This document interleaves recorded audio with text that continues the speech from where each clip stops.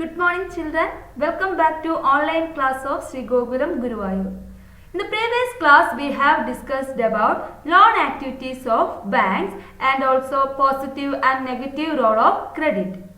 Today we will discuss about the terms of credit and the importance of formal source of credit in India.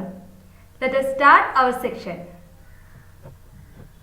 Economics, Chapter 3, Money and Credit. Today we will discuss about terms of credit. What is terms of credit?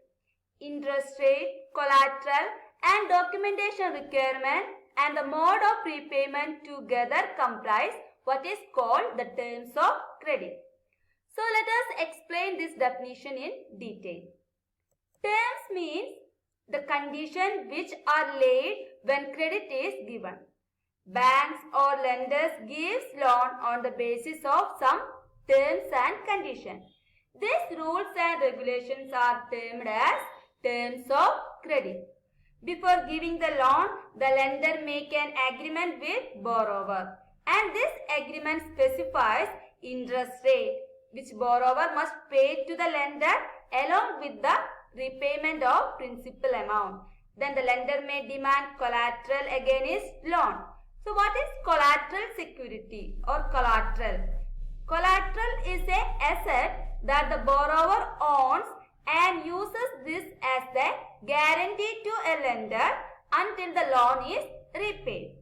That is, certain asset that to be attached for the safety and security of money which is to be given by the bank or lender. These assets are called collateral assets.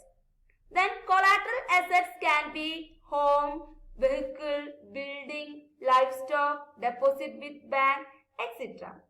If the borrower fails to repay the loan, the bank has the right to sell the asset or collateral and obtain payment.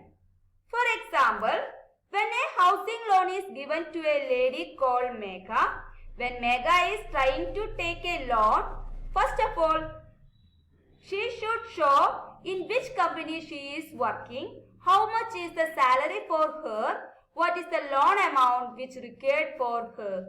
After verifying this detail, the bank would like to give her loan, and in return, the house documents are maintained by the bank until she repay the entire loan amount.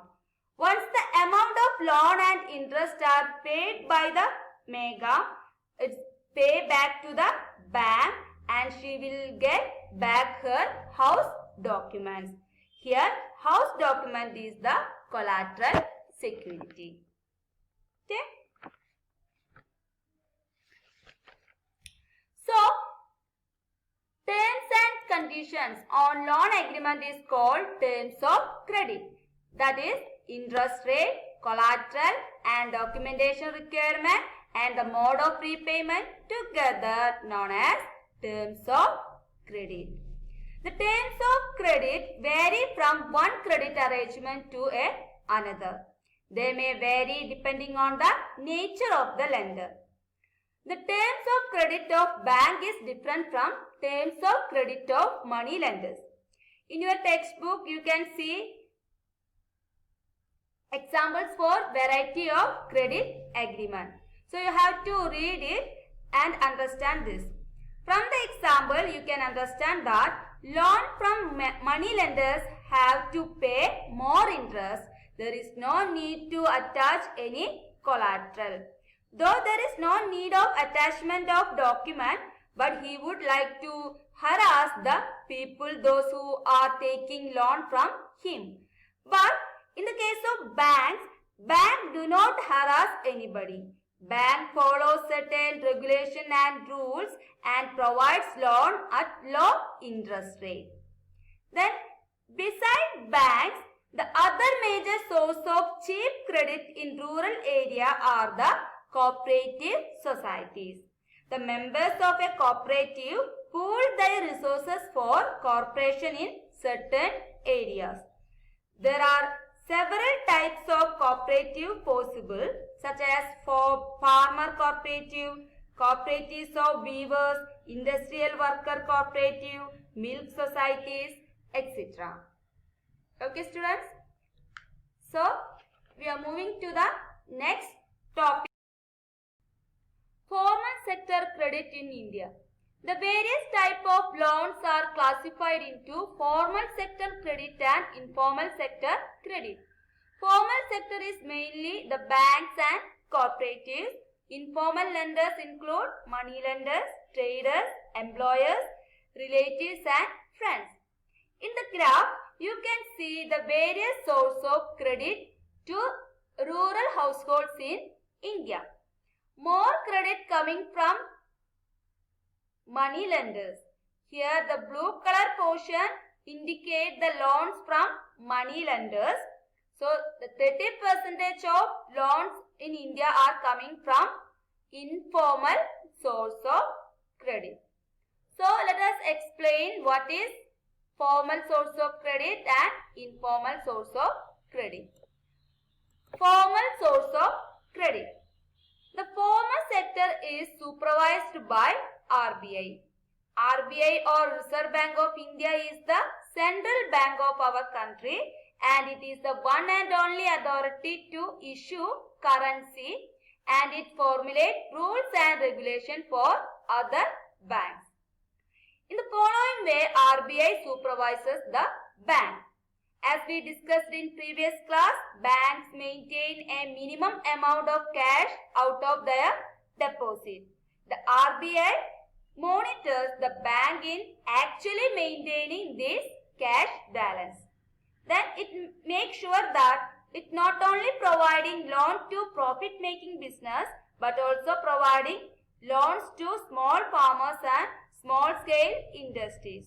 So the basic motive of banks are social welfare, not profit making.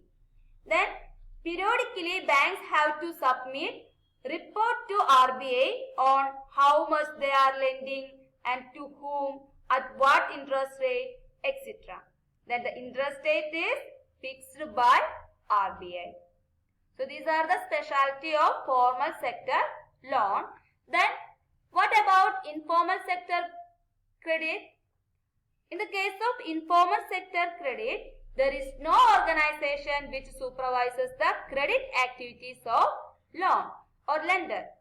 In informal sector, interest rate is very high because with the absence of supervising organization, lenders in informal sector can lend at whatever interest rate they choose. Then because of high interest rate, the cost of borrowing is very high. Cost of borrowing means due to high rate of interest, the borrower used his large portion of income to repay the loan.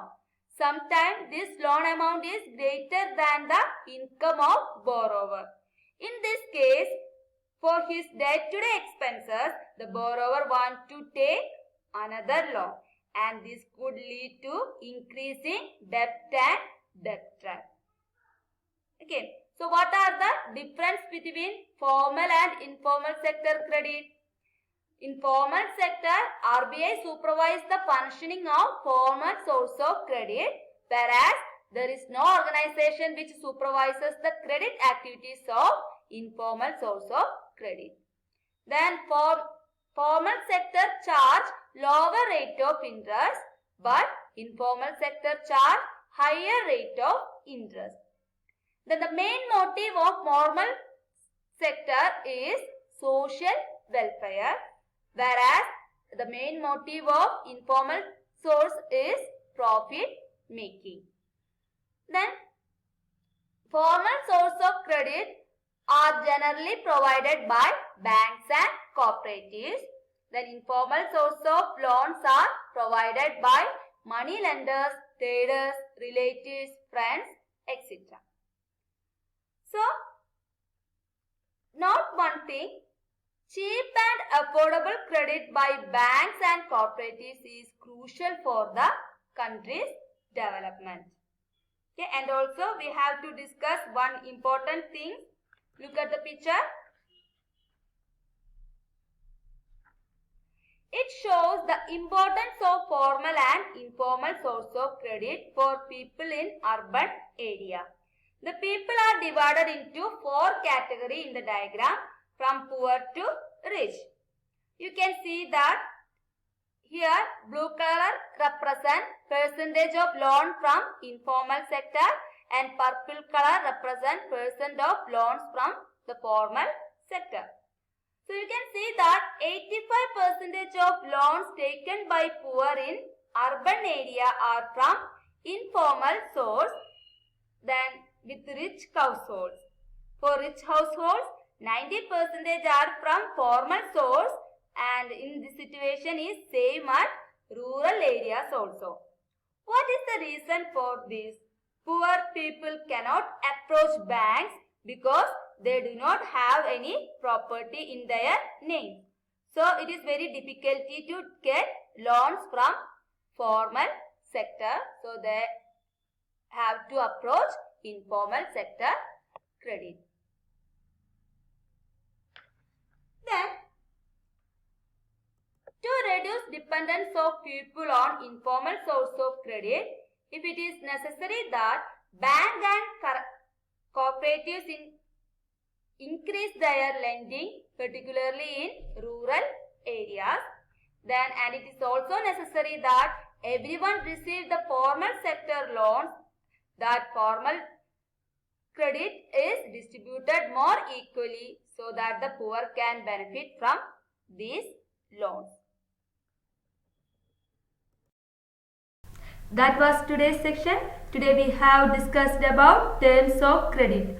What is terms of credit? The conditions on credit agreements, and informal and formal sectors of credit. Then the need for expansion of formal sector credit in India. I hope you understood all this. So children, next you have to watch the URL attached with, and don't forget to attend the test paper and download your notes and learn. Then children, see you. Bye.